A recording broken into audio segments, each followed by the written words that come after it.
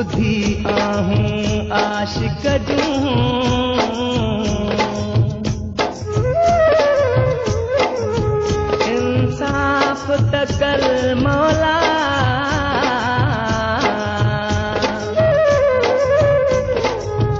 नाहे बि कावा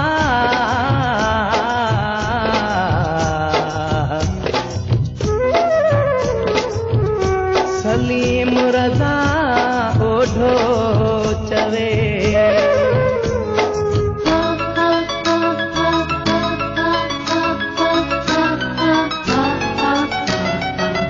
इंसाफ़ त कर अल्लाह साईं है इंसाफ़ त कर अल्लाह साईं ओ मुंहिंजो सभु कुझु लुटे जी वियो आहे मुखां दिल बरकत जी वियो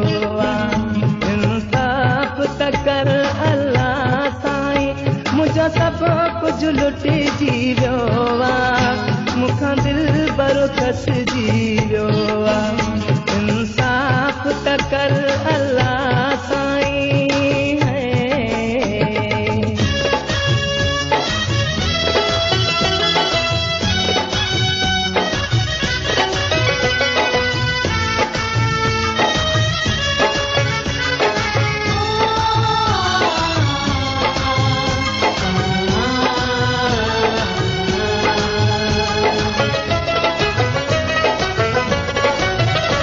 पंहिंजे हाल जो कोई ख़्याल न आ सॼो ॾींहुं वठां थो मारोंदो पंहिंजे हाल जो कोई ख़्याल न आ सॼो ॾींहुं वठां थो मारोंदो परवाह न आ का मेहननि जी बसि ईअं वठां थो मारोंदो मुझे हथ तां मुंहिंजे दिल बर जो है मुझे हथ तां मुंहिंजे दिल बर जो छोली को मिटे जी वियो आहे मुखां दिल बरकत जी वियो आहे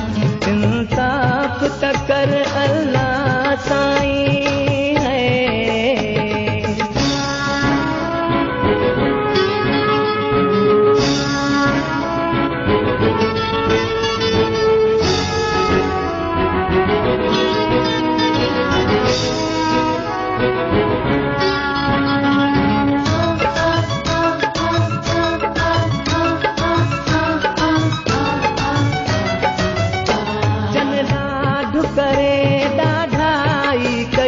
तन ॾाढनि सां मां कीअं पुॼां जन ॾाढो करे ॾाढाई कई तन ॾाढनि सां मां कीअं पुॼां मजबूर मिलणु ॾुखियो आहे पर हुजनि त पाण उॾामी वञा कर काई सणाई मालिक तूं है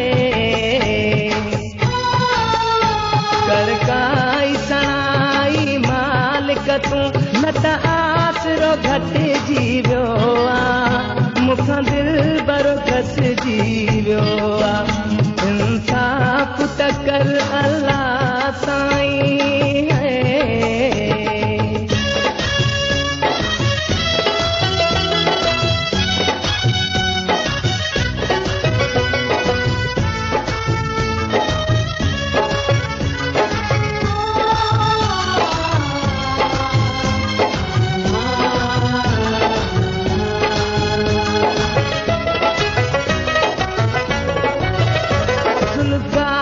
जे उजेड़ी वयल दिल जो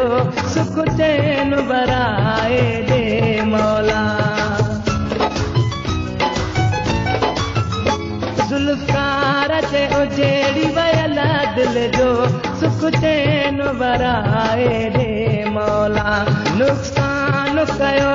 जेको माण्हुनि सां समूरो भराए दे मौला हलंदे हलंदे दिल जी धड़कन हलंदे हलंदे दिल